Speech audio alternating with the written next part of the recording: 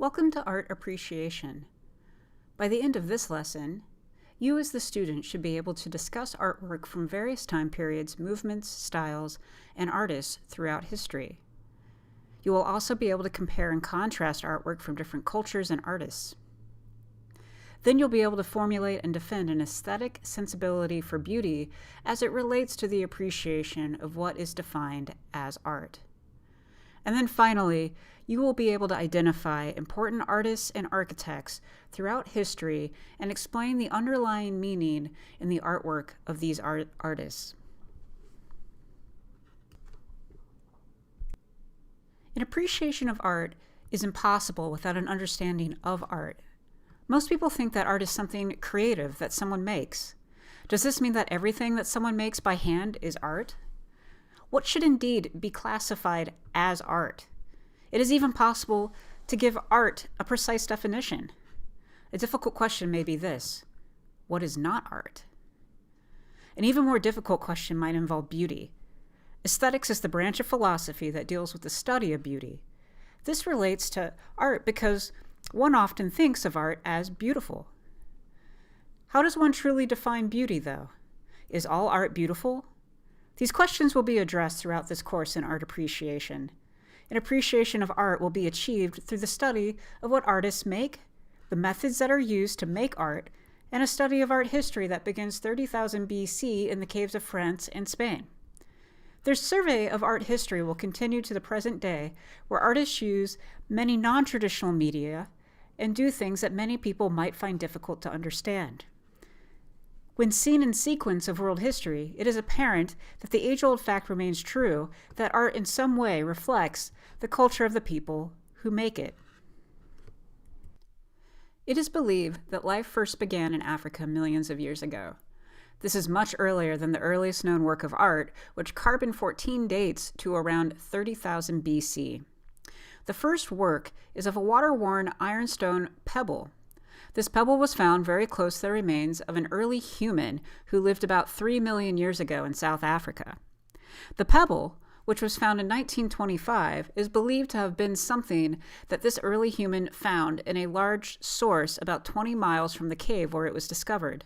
The small pebble closely resembles a face. It is possible that the pebble was kept until death because it bears an unusual resemblance to an actual face.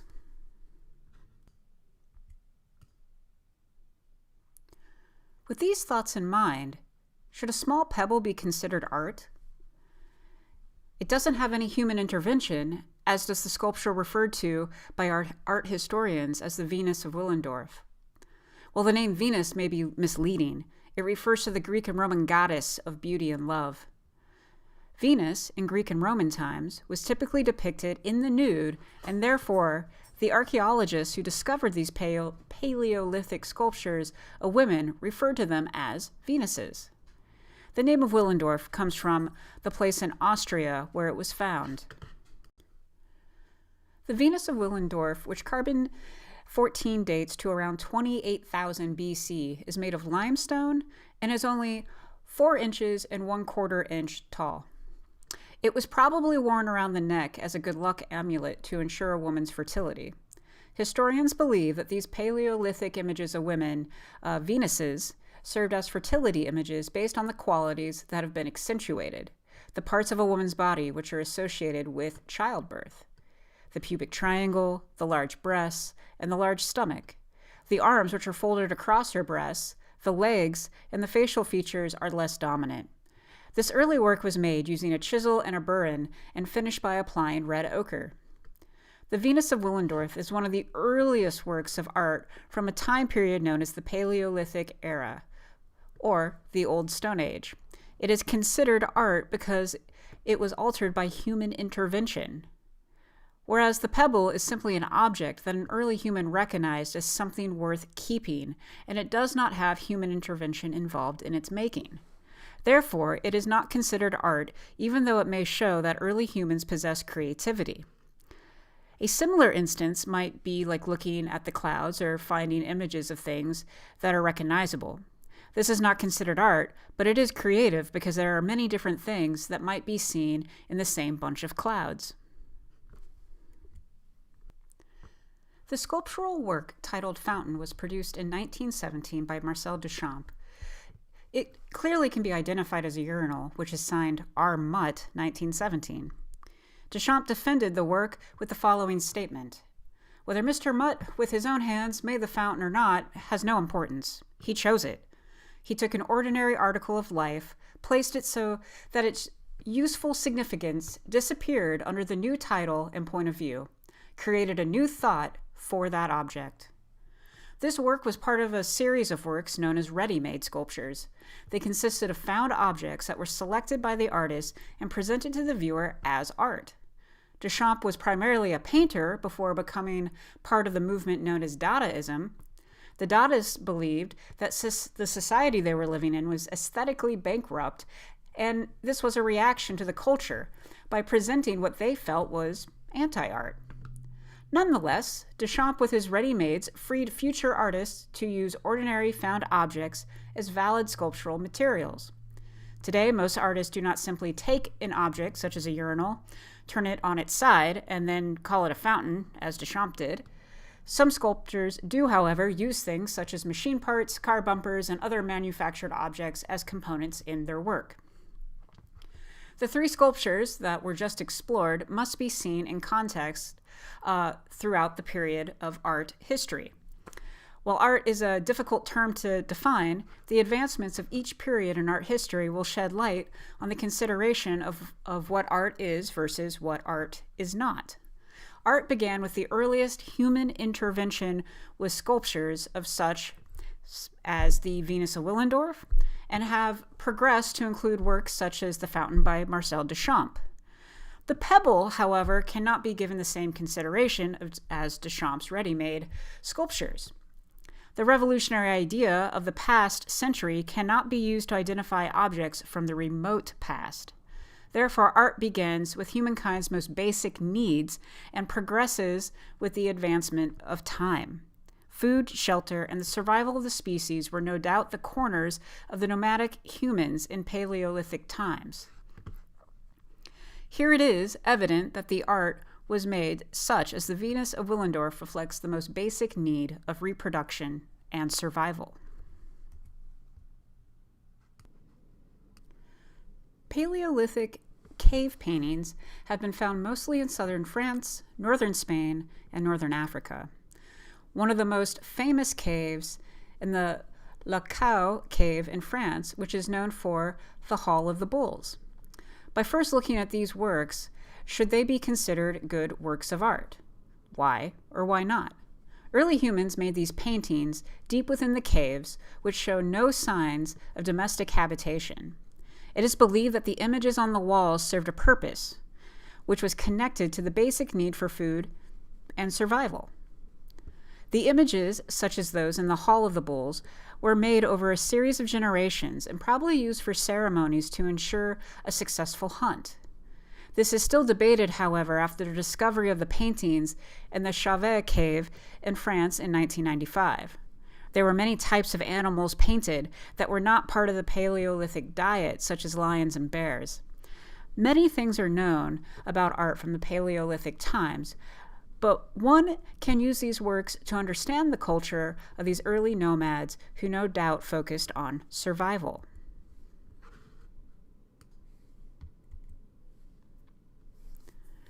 The next image may be universally agreed upon as good art. This is the Mona Lisa by Leonardo da Vinci. The painting itself is relatively small, at 30 by 21, but is probably the most famous portrait in the world. The technique that da Vinci used in 1503, called sfumato, was a very sophisticated technique compared to the simple red and ochre pigments used by Paleolithic artists. Da Vinci's famous technique, known for its effect of misty haziness, was created by layering many transparent glazes of oil paint on top of one another. Each of these thin layers was allowed to dry before another could be added. While many people debate the identity of the sitter of this portrait, it is believed to be a wealthy woman from Florence, in Italy. And it is also believed that her first name was Lisa. The name Mona is a contraction of the Italian term ma and donna, which means my lady. Nevertheless, does all of the fame and skill that is associated with the Mona Lisa qualify it to be considered a better work of art than the paintings of Lascaux? Which of these is the most beautiful? Is it even possible to make judgments of any of these images based on our concepts of beauty? The next image that will be considered in the quest for determining what is good art is an abstract expressionist action painting by Jackson Pollock. Without understanding the chronology of the progression of art history, it can be very difficult to appreciate a work such as this one. Many people may say that it looks like something that any 5-year-old could do. Yet, in order for Pollock to be able to create a work such as this, there had to be a journey that he undertook. He studied with the realist painter Thomas Hart Benton, and his early work is similar in style to that of his teacher. Eventually, he broke away from this style of figurative painting and began painting abstractly. The work that Pollock is best known for, however, are those he painted onto canvases laying directly on the floor while he stood in the paintings themselves. He would use ordinary house paint and drip the paintings with a brush or a stick. In 1950, when photographs of Pollock were published in Time magazine, which called him Jack the Dripper, the art world was shocked to see a painter working in such a way. Pollock would listen to jazz music while he painted and use the rhythm of the music to create non-representational patterns on canvas. Should a work such as this be considered good art? Pollock's work can be seen in many famous museums throughout the world, and his paintings would even sell by the yard during his lifetime. In order to understand the breaking away from traditional methods that Pollock experienced, the artist Pablo Picasso will now be examined. The name Picasso is a household name to most people in the Western world, but many people know only of his fame as an abstract artist. Pablo Picasso was a Spanish artist who lived most of his life in France. Paris was then the art capital of the world. Picasso's father was an art teacher, and by the time Picasso was a teenager, he had already surpassed what it had taken his father an entire lifetime to learn. Young Picasso could paint and draw as well as the Renaissance masters at a very early age. Despite his enormous skill in capturing realism, Picasso decided to take a more creative approach to art making and become part of the evolution of the 20th century in art history. His work pushed many boundaries, just like the later work of Jackson Pollock. Picasso completely departed from the realist work of his teenage years to create the works for which he is most remembered. One of these works is Guernica. It is difficult to imagine the impact of this work without actually viewing it in person. Its enormous size is over 11 feet tall and over 25 feet long. Picasso chose to use black, white, and gray to create a newspaper effect to represent the grave tragedy. The painting reflects aspects of Cubism, a style that was invented by Picasso, in the geometric shapes that look like they were cut out of a newspaper. The event depicted is the bombing of the innocent capital of the Basque-speaking region of Spain. During World War II, Spanish rebel and General Francisco Franco granted Hitler permission to test air bombs on the area. Many of the 7,000 citizens were killed or wounded, and the area was totally devastated. Picasso was compelled to create this work for a commission he had for the Paris International Exposition of 1937, and used this artwork to make a political and social statement about the horrors of war that could be readily seen by the public. Picasso, just like Jackson Pollock, underwent a progression in his work. In order to be able to paint abstractly, it was imperative that both of these artists understood all of the visual principles of art and had mastered the ability to create academic or realistic work. They both broke away from the traditional mold and did things with their art that influenced other art movements in the 20th century. With a greater understanding of the visual principles of art will come a greater appreciation and a broader sense of what should be considered a good work of art. Aesthetics An important part of art that branches into the realm of philosophy deals with the beautiful and the study of what is beauty in art. The ancient Greeks believed very strongly in ideal beauty. They believed that beauty could be found in mathematical repetitions and sequences such as the golden mean. Their architecture and sculpture strictly followed these mathematical proportions and harmonies in order to demonstrate the ideal beauty found in mathematics. When the word beauty is mentioned, many people today may think of their favorite actor or actress in Hollywood or a model that they wish they looked like. Often, figures such as these are seen by ordinary people as having perfect bodies and exciting lives. The idea of idealizing people that we admire is nothing new. Sculptures of gods and goddesses in ancient Greece, which constitute the majority of the Greek art that survives, were always represented flawlessly. The ancient Greeks even were interested in the lives of their deities, which were recounted in mythology. Nonetheless, do figures such as these define the word beauty because they might be seen as being perfect?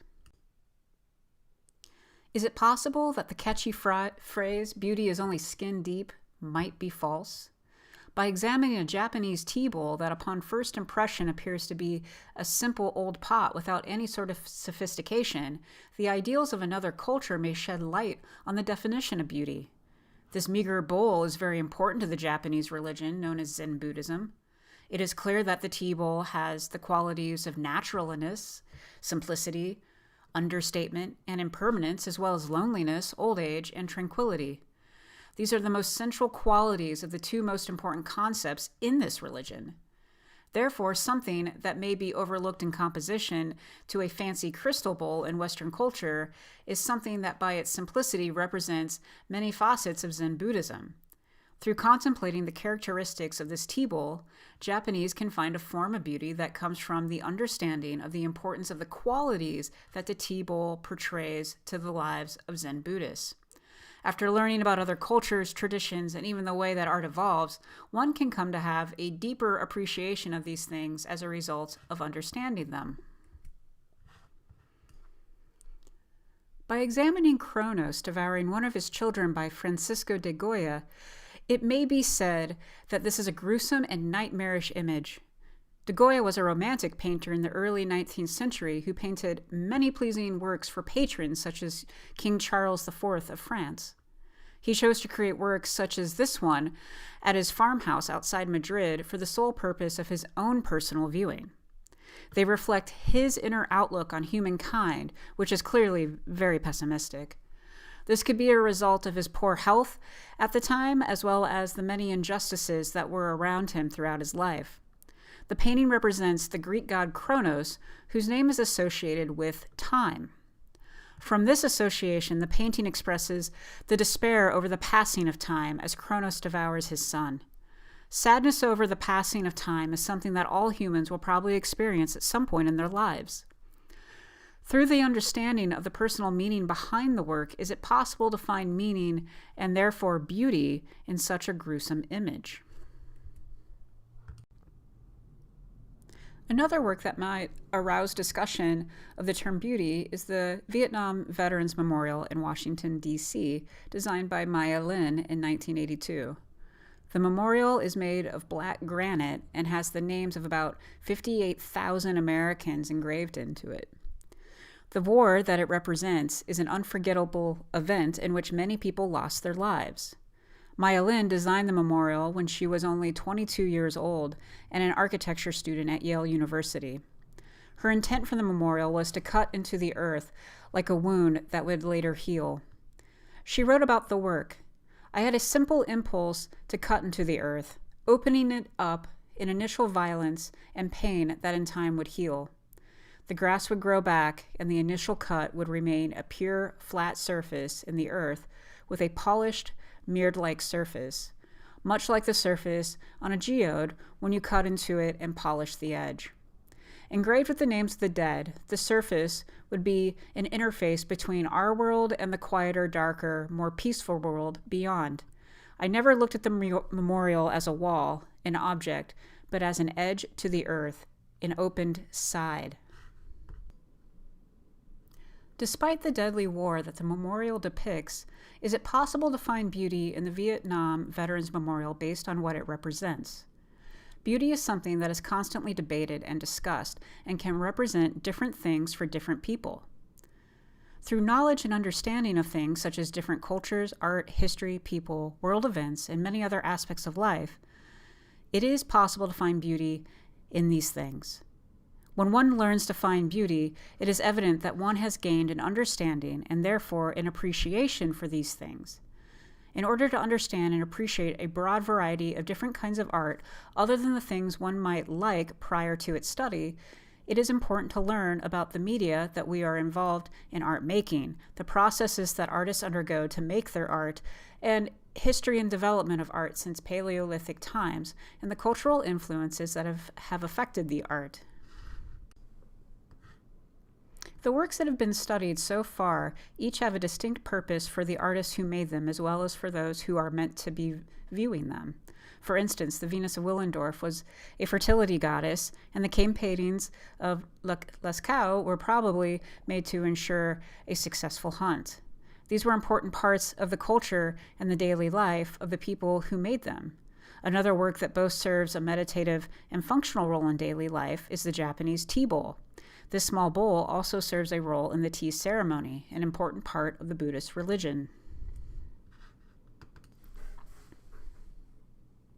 Religious or sacred art has been a subject of art for thousands of years. As mentioned earlier, the ancient Greeks believed in many gods and goddesses, which were typically the subjects of their sculptures. The images of Venus de Milo is one of the most famous Greek sculptures. Venus, the goddess of love and beauty, is seen as better than life and is idealized to depict the perfect image of female beauty. She was the first female in Greek art to be depicted nude, a controversial event for the time, as she modestly grasped at her robe at her waist. Greek art continued to portray gods and goddesses till the reign of Constantine the Great, who established Christianity as the official religion of the Roman Empire. Since it is written in the Ten Commandments that thou shalt not worship graven images, the idea of sculpture was no longer popular and was at one point even banned during early Christian times. With the rise of Christianity, there was a decline in sculpture but an increase in architecture. Since Christians typically worship in a congregational format, the need for architectural structures to house their worship ceremonies arose. Extravagant cathedrals were built during the periods known as the Romanesque and the Gothic, which today house many great paintings from the Renaissance and time periods that follow. One of the most spectacular cathedrals is the so-called Rayonnette style of French High Gothic architecture in Sainte-Chapelle in Paris. As with many works of architecture, the Sainte-Chapelle is meant to transform the experience of the worshippers into a holy one through the beauty found in the structure as well as the beauty of the light passing through its more than 6,000 square feet of stained glass windows. On the walls of many cathedrals are paintings that illustrate stories from the Bible. This leads into another purpose for art, which is to tell stories and recount historical events. One such example is The Last Supper by Leonardo da Vinci, which is located at the Church of Santa Maria delle Grazie in Milan, Italy. The fresco portrays Christ with his 12 disciples at the first ceremony of the Eucharist, in which Christ and the disciples eat together and share bread and wine, which is symbolic for the body and the blood of Christ. Da Vinci depicts the moment after Christ said, "One of you is about to betray me." The disciples demonstrate the intensity of this statement and ask Christ, "Is it I?" The theme of the Last Supper was not only explored by Da Vinci, but has been painted by various artists throughout history, and many of these paintings can still be seen on church walls today. The next purposes of art will be explored by studying the Egyptian pyramids of Giza made during the Old Kingdom. Politics, social status, and daily life are prominent themes of Egyptian art, as well as themes found in many other cultures and artists' work. While almost all Egyptian art was made for the purpose of the afterlife, the periods were what housed this art, as well as the body of the dead pharaoh and all of the things he would need for the afterlife. The pharaoh was very important to the Egyptians. Besides being the earthly ruler of the Egyptian kingdom, the pharaoh was considered a junior god while alive. After the pharaoh's death, he rejoined the other Egyptian gods and was worshipped as fully divine. The riches that have been found buried with the pharaohs attest to the great position that the pharaoh held in society. While many of the Egyptian pyramids were robbed very soon after the pharaoh was buried, a few of them were not. One of these is the grave of King Tutankhamun, King Tut, as many people seem to know him as. He was not a major ruler in Egyptian history, but much to the surprise of most people, he is probably the best known pharaoh simply because his tomb was never robbed. Some of the sculptures found demonstrate the Egyptian belief that the afterlife was just like life on earth, except that it had no end. Therefore, many Egyptian works show simple scenes from daily life. The subjects of art do not always need to have complex symbolism and deep meaning. Many artists throughout history have depicted what was happening in the daily lives of ordinary people. Besides using daily life for a subject for art, many artists choose to depict the beauty of nature and their surroundings in their work. College art students often experience plein air drawing, French for open air drawing. This means the artists sit outside and draw or paint what they see around them. The Impressionists, one of the most popular groups of artists, did this in the 19th century. With the invention of tubes of paint, they no longer were required to spend hours grinding pigments or mixing paint. Taking the tubes of paint outdoors became very easy. The popularity of plein air painting continues today. While the everyday things that an artist observes are often the subjects of art, artists also use their imaginations to invent worlds that are purely fantasy. One artist who does this is Sandy Skoglund. While her work is primarily seen through large-scale photographs, she uses many other skills to create the sets of these photographs. As in Radioactive Cats, she sculpts and paints the cats and arranges the entire scene before ever picking up her camera. The world of glowing radioactive cats is one that the world hopes to never see, yet is also one that Skoglund has imagined with the danger of nuclear weapons in mind. Here it is, evident that the realities of a culture such as the one of the world today are reflected in the work of an artist. By learning to appreciate art, one can gain a deeper understanding of the world that one lives in and the variety of people who inhabit it.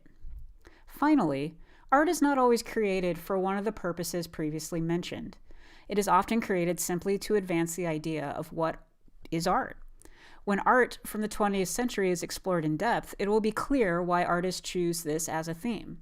In the Western world, artists have been making advancements since the Renaissance. By the time the 20th century arrived, artists began to push the limits of what art really was.